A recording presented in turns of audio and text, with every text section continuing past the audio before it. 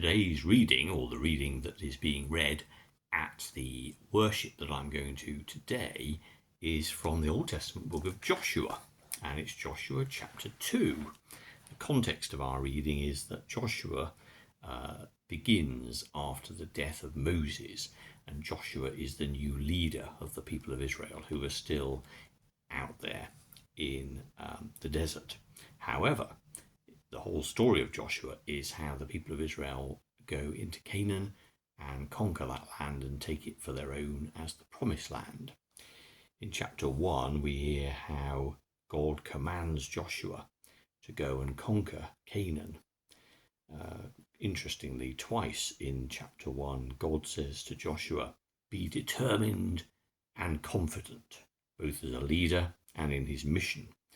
And I love the fact that when Joshua gives the orders to the people that this is what they're going to do, they're going to march in and take this land, it's what God has given them, his own soldiers say to him at the end of chapter 1, "Be determined and confident." Something in there we need to return to. But in chapter 2, what happens is Joshua sends 2 spies into Jericho to get the lie of the land. They go into the city and they stay at the house of Rahab, who is a prostitute in Jericho.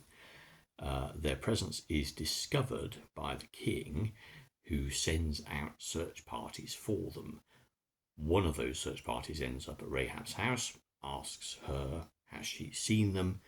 She says no. Well, she says yes, she's seen them, but they're no longer there.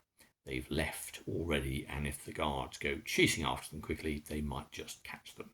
Now, Rahab does this because she confesses to the 2 spies that she believes that the people of Israel have a complete right to the land. They've heard of the miracles that God did for them in freeing them from Egypt. And so she, at least, and she claims all the people, are completely convinced that this is God's plan for their own land. And she helps them so that when the army comes and is victorious, as she passionately believes they will be merciful to her and her family as she has been to them.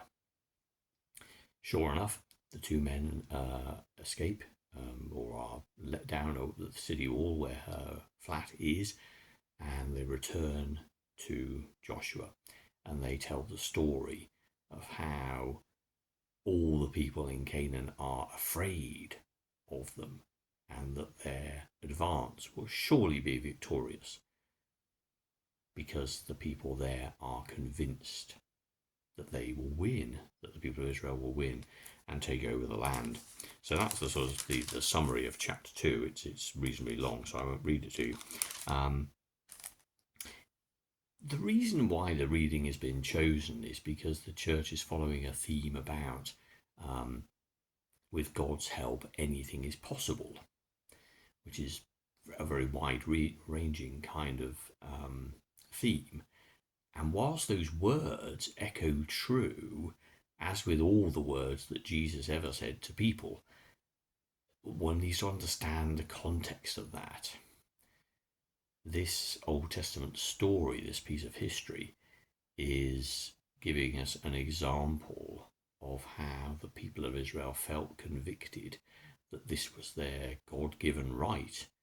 I'm slightly uncomfortable with the whole idea that they got what God wanted for them by then going into the land and, in an act of warfare, conquering it, which I'm sure wasn't pleasant. But it's part of a plan, and that's what the story is telling us. Part of a picture.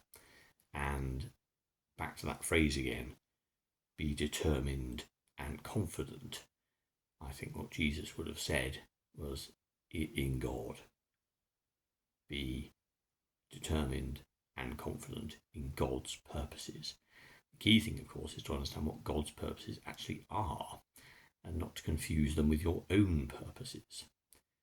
Now, it's true that in this story, it wasn't that the people of Israel said, great, let's go and conquer Canaan. God actually tells Joshua, this is what I need you to do. And so that's what they did, and they were confident in God, and they did what God asked, and a plan was conceived. And, perhaps because all of Rahab's admission, maybe all the people in Canaan actually just simply capitulated and everything turned out fine. Those details are unknown, but warfare, it seems to me, is never quite that clinically clean or kind. So let's move on past there. But if we look to ourselves and ask that question, so what is it that we can achieve through God's purposes? Well, it's true in normal life, isn't it, that we often need somebody with greater power than ourselves, someone with greater access to, or someone who's stronger than us to achieve certain things. I recently needed to remove a nut from the back of my motorbike. Try as I might with the tools I had, I couldn't shift it. But I took it to my local garage and they used one of their magic pneumatic devices, and within seconds the nut was free. They could help because they had the right tool. They could help because they were the right people to go to. They could help because they were actually kind and they let me use some of their time for free and just helped me. Sometimes in life we need the help of someone stronger. That's a message, an angle on the whole idea of God being able to help us achieve anything. Certainly when we are burdened, when we feel at our lowest, when we feel depressed and sad, when we feel at the end of our tether, then to cry out to God, to reach out to God and say, as Peter did when he was sinking in that water, "Save me, Lord." We will find God's strong arm reaching down for us and pulling us out of the water.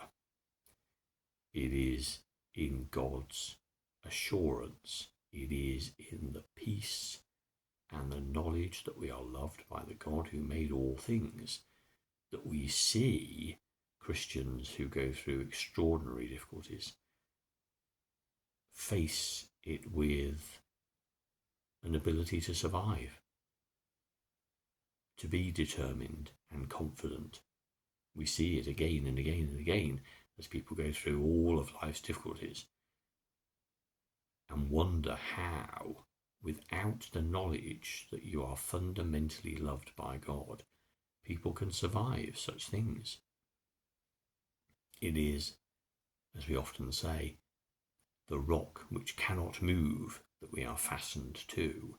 Whatever happens in life on the surface, whatever happens, whatever turbulence we experience, grief, sadness, illness, death, we are firmly fixed to God. And that's the kind of strength that enables us to do anything. That's the kind of strength that others would look at and say, goodness, how on earth did they remain so positive? How could they still be interested in other people in the midst of their own suffering? And the answer is because they have a bigger picture, because they understand that they're part of a universe that was created by a God who loves them. They are part of a fellowship of people who understand that and with one another show extraordinary grace and care and love. Because, of course, none of this has anything to do with mere action. It's the motivation behind these things. And what an understanding of God's love does for us is convince us that all people everywhere are loved by God, and hence all people everywhere matter, without exception.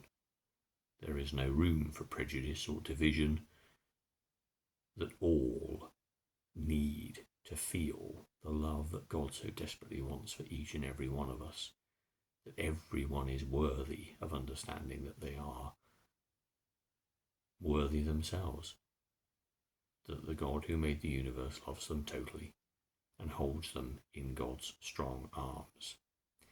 In that kind of conviction, in that kind of understanding of our place in the universe and in time, then we can be confident and determined.